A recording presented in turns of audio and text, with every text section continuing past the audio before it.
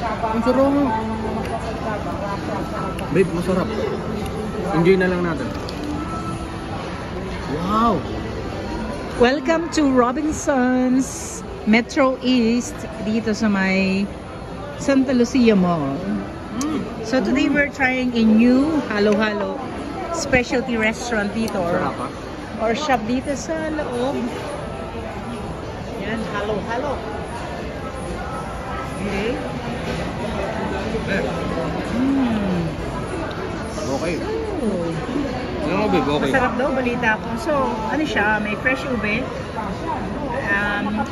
Cheese ba to? Leche plan. Ay, ito? Yes, cheese.